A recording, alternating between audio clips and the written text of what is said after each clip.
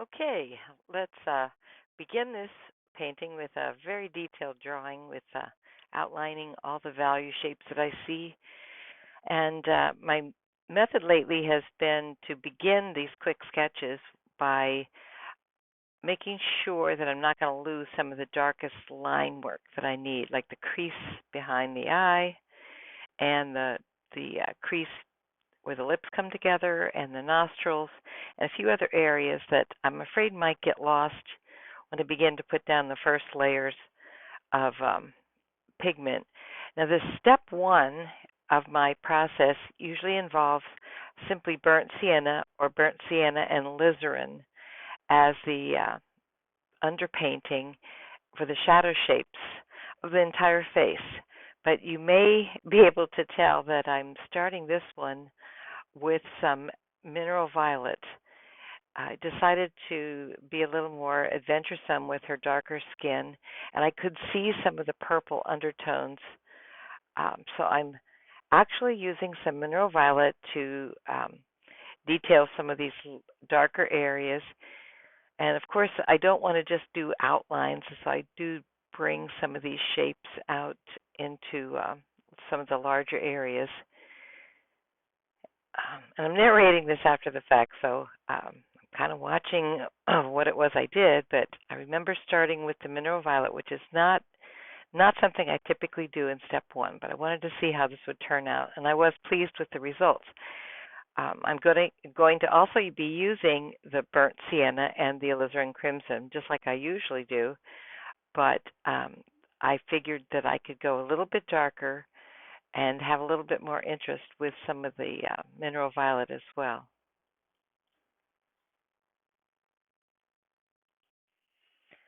So now I come in with some of my midtones and my darker tones.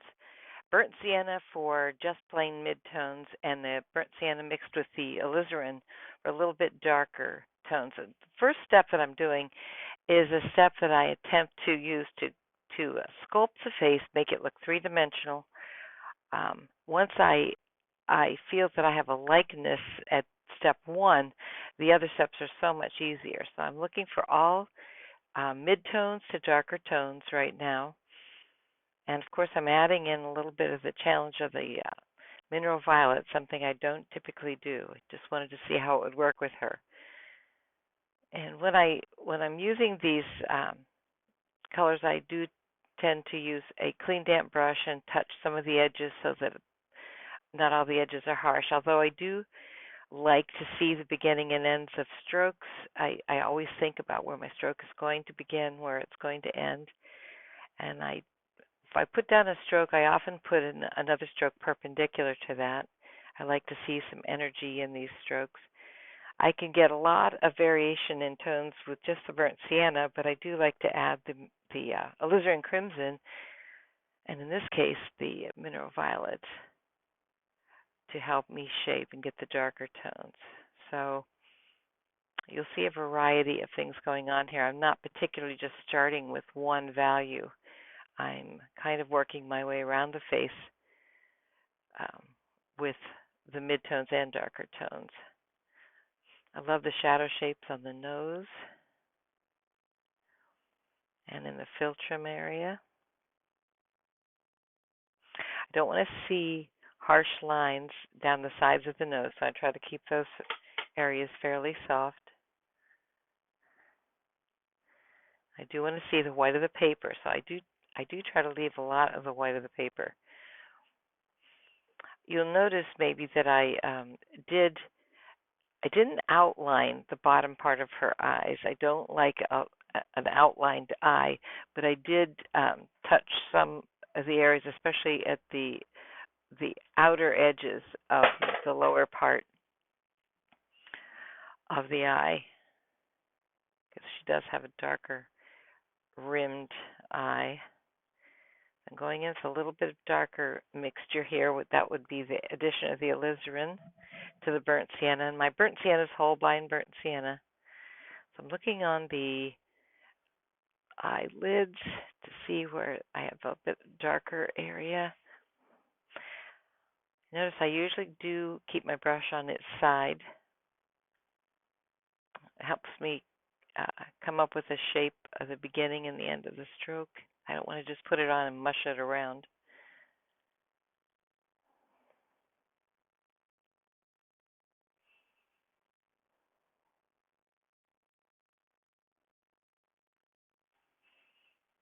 Trying to have these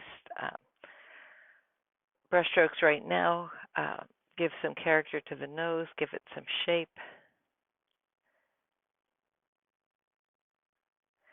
I want to deal with those darker shapes under her eyes. On the left side, there's a darker line kind of coming down.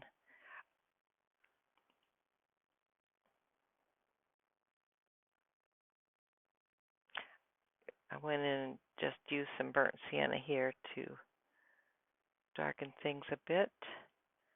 I didn't put any pigment on the eyebrows yet, which I hope I don't lose them. Maybe I should have done them a little bit at the beginning.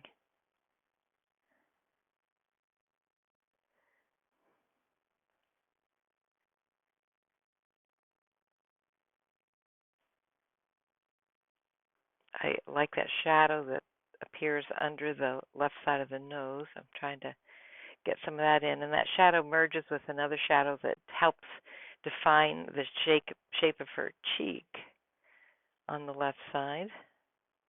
Most of the left side of her face is in shadow, except for that upper part. Does sort of have two sources of light. I treat the lips just like I would any other part of the face, looking for the shadow shapes. On the lips, I do try to keep some areas of the white of the paper. So sometimes I actually draw those in to remind myself to keep some white. And I do like to have a lost edge somewhere on the lips, so I'm going to use some of the left shadow area to be my lost edge.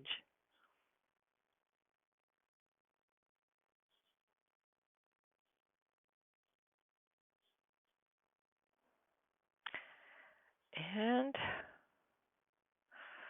yeah, I know there's not a whole lot to say sometimes. Okay, so I'm putting down some strokes to help define the cheek area and trying to make the direction of the stroke and the shape of the brush stroke help indicate the shape of the face. So I put down these strokes. They're not just randomly being placed here. I'm purposely putting them down in such a way that they'll help echo the shape of her face.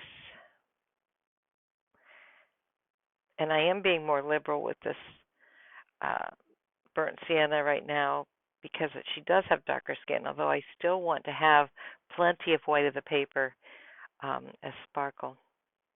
She has a lot of areas where the light is hitting the face. I'm trying to shape those cheekbones. I've added a little alizarin crimson here to darken things. I don't typically put the eyes in step one, although when the person has brown eyes, sometimes I do put them in step one just so I can see better whether I have a likeness or not, because I'm using burnt sienna as my first pass.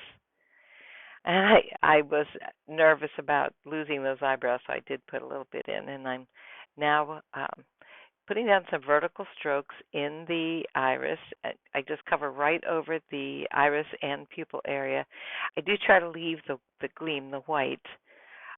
If I lose it on these quick sketches, I'll put it back in with some gouache. But if I'm working on a more finished portrait, I always try to leave it. I don't want to add gouache to my bigger paintings. So I'm defining a few more of the darker areas. Not using mineral violet yet. I did use it right at the beginning to give me some of those darkest darks, but I will come back in with it. I'm just giving some emphasis to some of the shapes.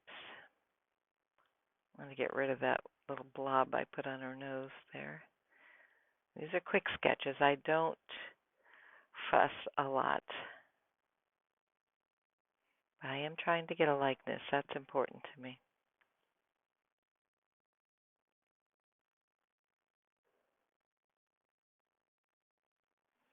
And I rarely, if ever, lift any paint out with the quick sketches. Usually, if you catch something right off the bat, I can fix it or pull it out. So I squint during this process a lot. It helps me flatten out the values, and I can see if I'm accurate and if she's becoming a three-dimensional shape. Now, I did need to define some around her lips. At the bottom, I thought it was kind of losing the shape of her lips. It's important to get the shapes at the edge of the mouth as well to get the expression of the person.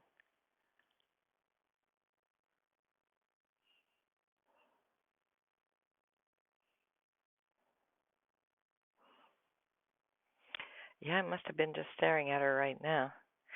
And on the neck, I I simplify the shapes. I'm sorry you can't see them too well on this video. I'm putting in a darker shape, um, and I'll use some of the burnt sienna for the midtones. Do you want to leave a lost edge on the chin in places? Otherwise, the person's head looks like it's cut out and pasted on. I don't want that.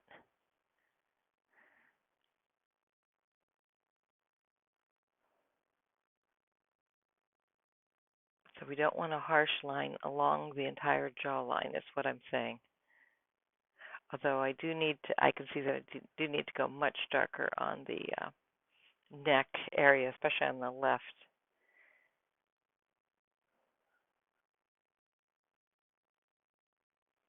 Okay, almost finished with this first step of just sculpting the face. I'm moving on to step 2, although I'm going to be doing some things in step 2 that will actually kind of integrate with this first step of restating the values. I'm not quite finished with step 1. I can see on this video, even though I moved on to talking about step 2. One of the things that I do at the end of step 1 or the beginning of step 2 is add some blue usually to the whites of the eyes to kind of tone them down. I usually use cobalt and often put it on too dark, and then I need to suck a little bit of it out. But I'll be adding much more blue in there as the shadow of the upper lid casts some darker areas onto that white, but I'll add that later when I'm dealing with the eyes. So technically, I guess I'm on to step 2, which is where I do the arbitrary color, finish the eyes, add a little bit of pigment to the hair, just kind of get that going. And I can see that I'm starting here with the eyebrows.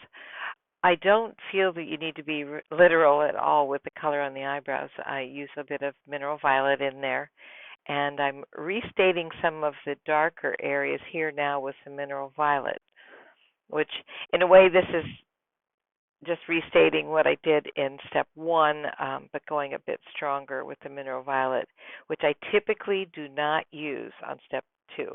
With her darker skin and with the glow I saw happening, I saw some purple undertones, so I thought the mineral violet would be a nice enhancement. So I'm basically walking around the face now and giving her some stronger values using the mineral violet. Another color I could have used that I have in my palette and I like for this type of thing would be the quinacridone violet. It's a little bit of a warmer color, but the mineral violet will work nicely here too. So I'm restating some of these darks under the eye.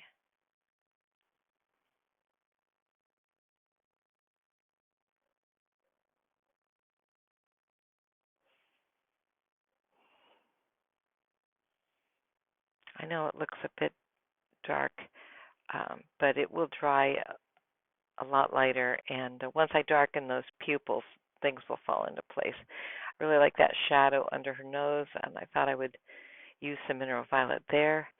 I'm using some mineral violet on the shadows on the lips.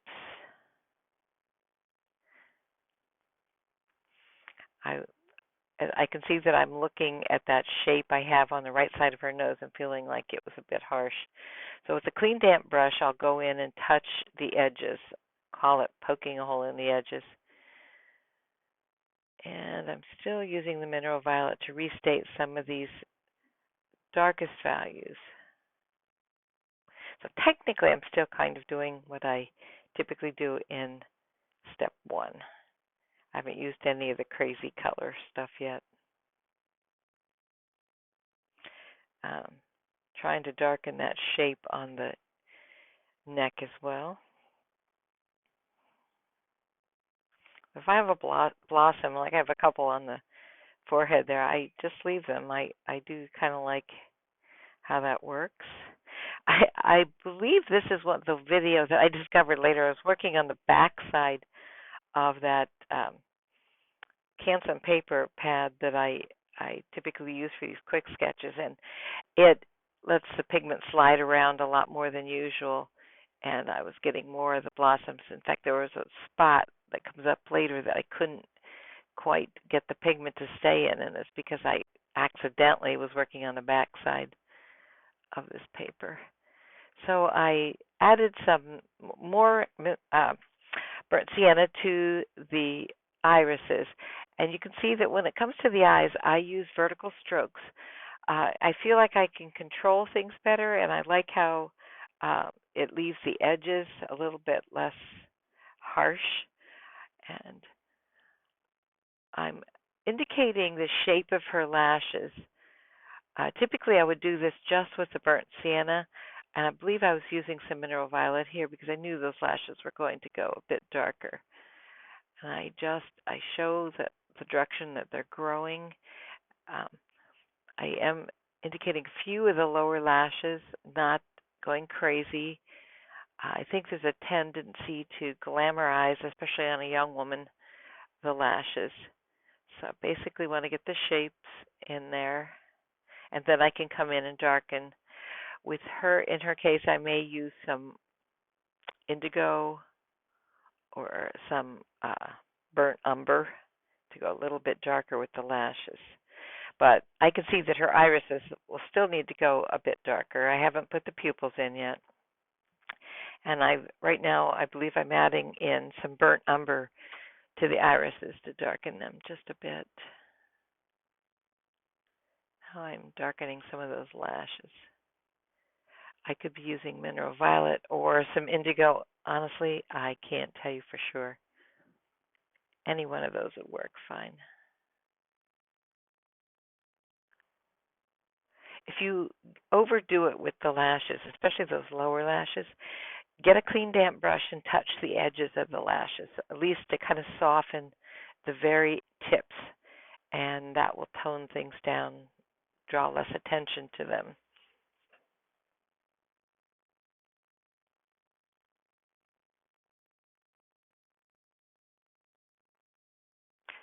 I'm adding some strokes of Payne's Gray for the pupil area, and I'm using those same types of vertical strokes kind of tentatively at first to make sure I have the pupil in the right spot. You don't see a big difference value-wise between her pupil and the iris area, so I will have to merge those colors together just a bit. So I added a bit more burnt umber here so that I brought those values closer together. If the person has really light irises, you will see that pupil standing out a lot more, but in her case, you don't. So I'm adding some indigo right now in the eyebrows to start shaping those and giving them some darker value. And I've tried to lay these strokes down in such a way that they echo the way the hair is growing on the eyebrows. I typically don't finish the eyebrows right away. I will go in and get a little bit of pigment on there and see how things are working and let them dry.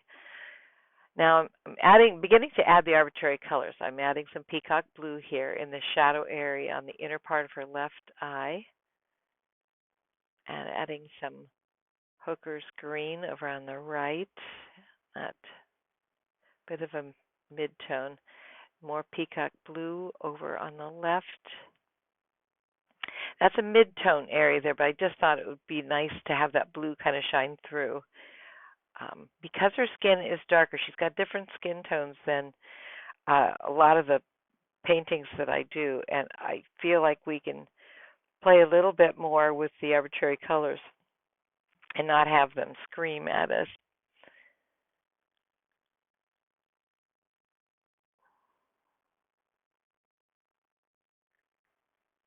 So I'm adding a bit of the hooker's green to the right side of the face.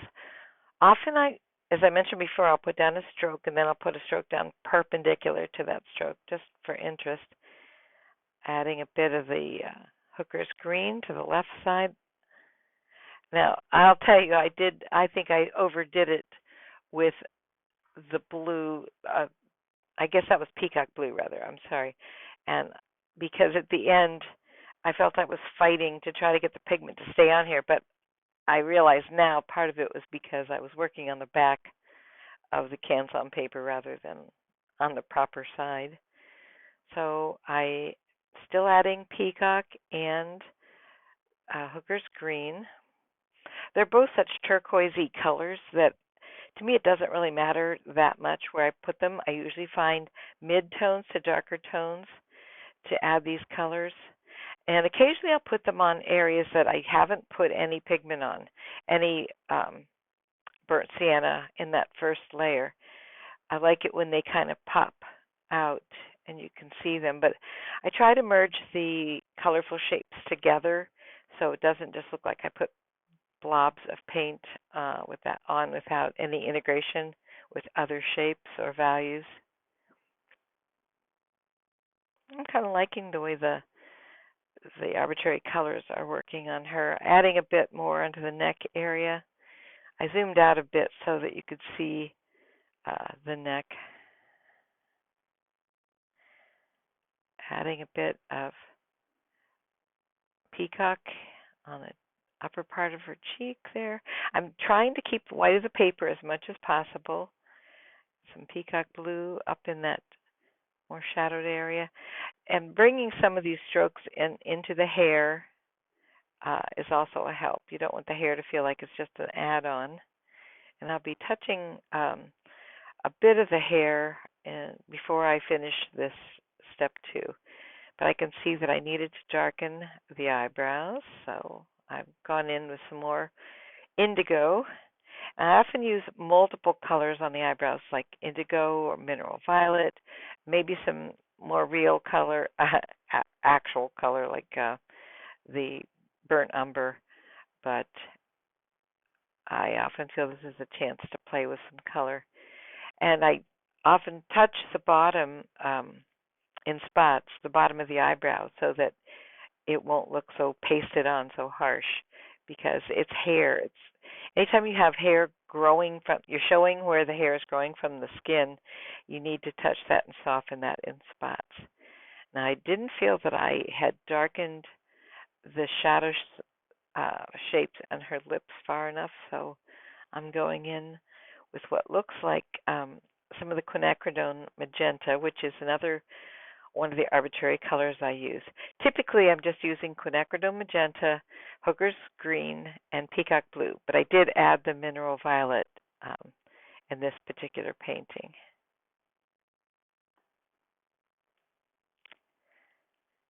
And I can see that I decided I needed to darken that shadow shape on the inner part of her left eye, so I added some of the quin magenta to that.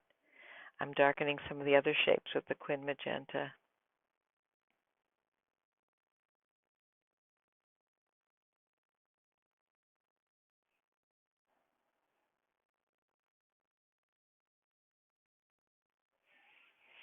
And as always, these strokes are meant to help inform you of the shape of her face. So I try to put them down in such a way that you can see that I'm sculpting her cheeks.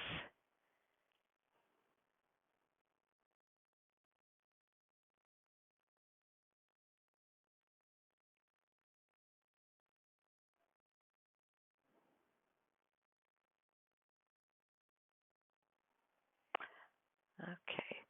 Just going in and darkening a few more areas. This looks to me, now, see, I'm recording this after the fact, like I was going in with some mineral violet here to restate some of the darkest areas that I felt I lost, like the nostrils. And,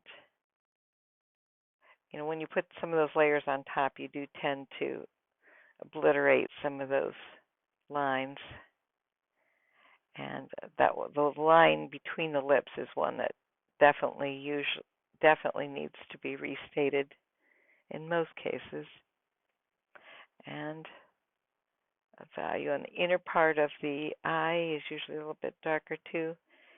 I often put some vertical strokes at the edges, outer edges of the eye, because the eye is an orb and it's curving around in there, so you don't want it to come to a point. You need to show that it's three-dimensional.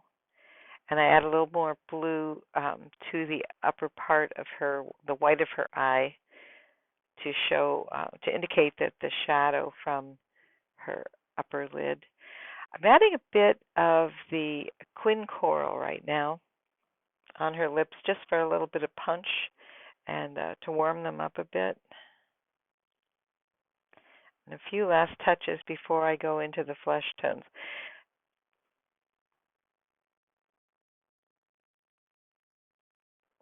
I decided apparently that I needed a little bit more burnt sienna on her neck, so I did that before I went further.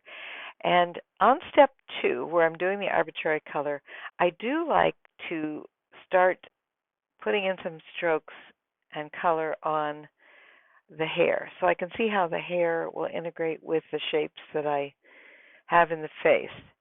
And I'm using indigo right now, and I dropped in a bit of mineral violet as well.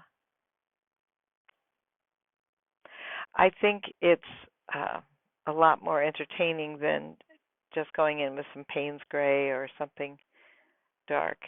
So I'm trying to hit some of the darkest shapes that I see in her hair. I won't finish the hair here, but when I used to leave the hair for step 3, but I found that I was treating it like an add-on, and you could tell it really just looked like I slapped it on there in the last minutes, which is exactly what I was doing. So I'm trying to start with the hair, so I'm more thoughtful about this process now. And I'm liking how the indigo and the mineral violet are working together. Decided because I'm going so dark on the hair, I needed to darken a little bit on the chin. I was kind of losing that strong chin line.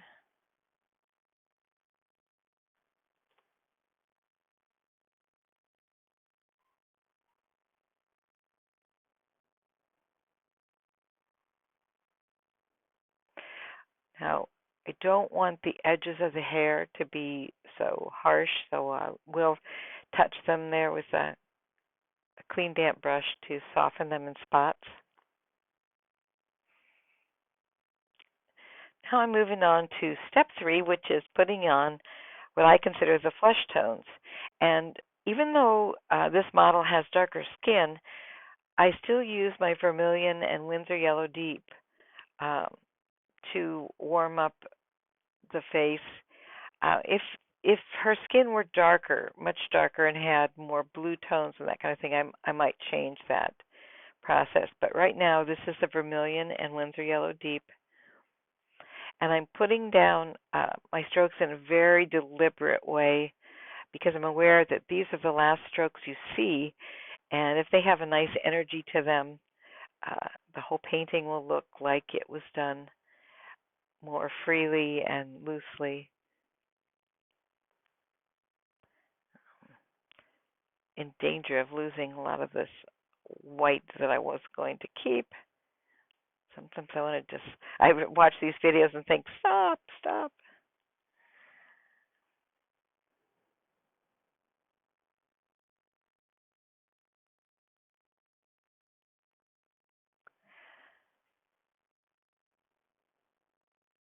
Probably won't add a whole lot more.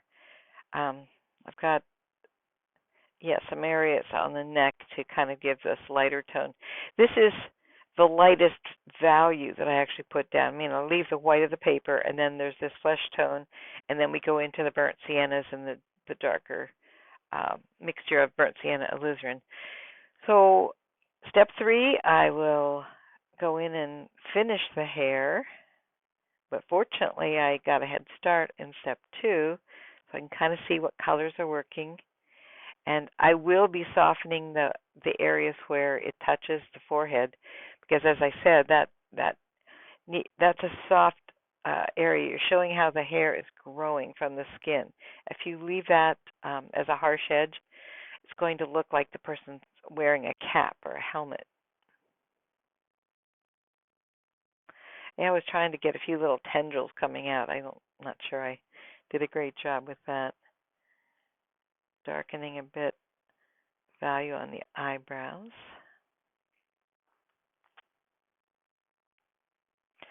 I, I couldn't figure out why it wasn't taking the pigment over on the left-hand side of her mouth. So I was trying to darken that down, and so I overdid that. Now, of course, now I realize I was working on the wrong side of the paper. I won't do that again. So we got a little bit much when it came to the layers there. Now, if you wonder what I just added, that was the quin coral. Um, my last step that I tend to do to kind of warm things up, just a few spots of the quin coral on her forehead, cheeks, chin. Just gives kind of a rosy glow. A little bit on her neck.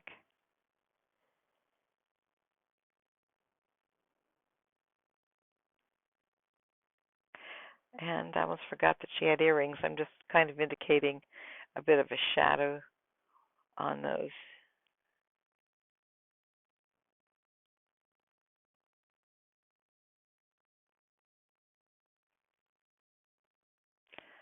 Almost finished. Need to add some hair. I do like to leave some little pockets of white on the hair for sparkle. Uh, it's one of those things that you can do so easily in watercolor and makes it look a lot more like watercolor. I'm liberally adding the mineral violet here just to kind of try to darken that hair in the background.